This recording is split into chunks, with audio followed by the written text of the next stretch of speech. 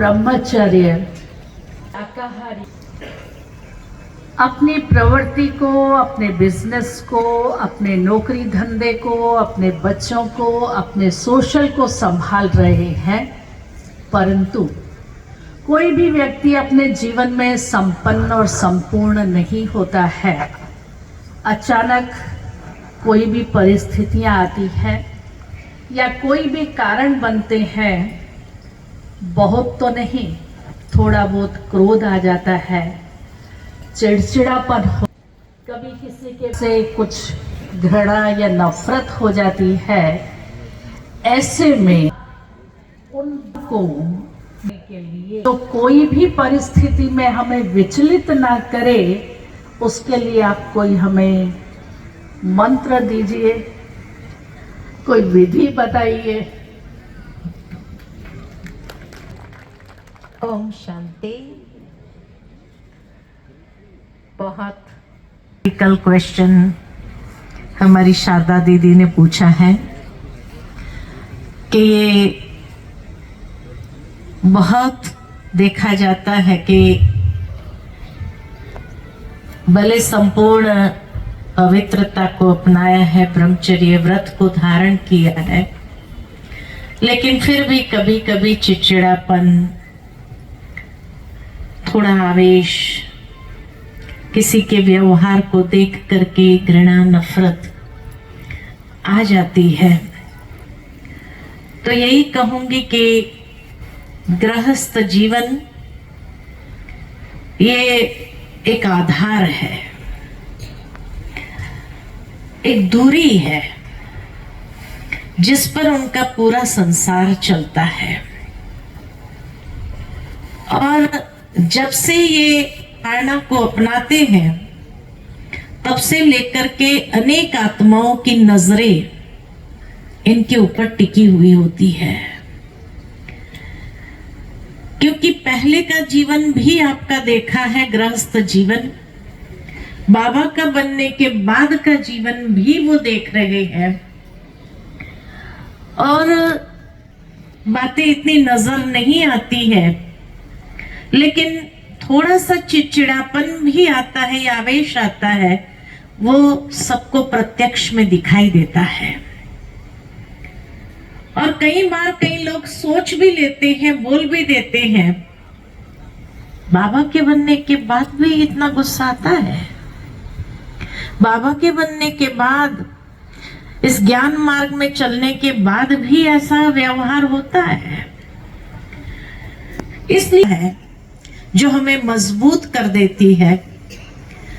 तो मुझे इसी बात को लेकर के एक बात याद आई कि हमारी परम आदरणीय गुलजार दादी जी जब मधुबन में थे, और जब किसी का ऐसा व्यवहार देखते थे और हम दादी के पास जाते थे कि दादी देखो, इतना पुराना होते हुए भी ये ऐसा करता है, ऐसा करता है, तो दादी हमेशा यही, और कल भी बाबा ने मुरली में, परसों भी बाबा के बच्चे राजधानी बन रही है। जब राजधानी बन रही है तो वैरायटी तो होंगे ही, नंबरवार तो हर एक होंगे ही।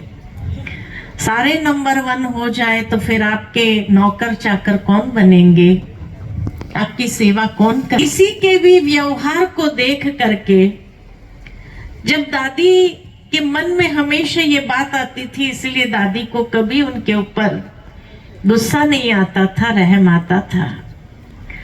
ठीक इसी तरह गृहस्थ जीवन माना ही अनेक प्रकार की हलचलें जीवन में होती है, क्योंकि अनुभव नहीं होता है। लेकिन जैसे ही गृहस्थ जीवन में प्रवेश करते हैं, वैरायटी संस्कारों के साथ डील करना पड़ता है। तो इसीलिए एक मैच्योरिटी ऐसी जीवन में आने लगती है कि हर एक की बात को समाना सहज हो जाता है। और जैसे ही उन बातों को अपने अंदर समा लेते हैं कि फिर उन है कि ये भी बाबा के ही बच्चे हैं। कभी कभी मैं ये भी सोचती हूँ कि जब किसी का व्यवहार देखते हैं है, अंदर में ये मजबूत विश्वास तो है कि एक न एक दिन हम जरूर इस संस्कार के ऊपर भी विजयी हो सकेंगे। कोर्स तो कई लोग करके जाते हैं लेकिन हिम्मत नहीं होती, इसलिए बाबा का हाथ छूट जाता है। लेकिन अगर 40 साल से चल रहे हैं या जितने भी साल से चल रहे हैं तो एक आत्मविश्वास तो है कि ये संस्कार है, लेकिन एक न एक दिन हम इसके ऊपर भी विजयी हो जाएंगे। इस विश्वास के साथ ही चल रहे हैं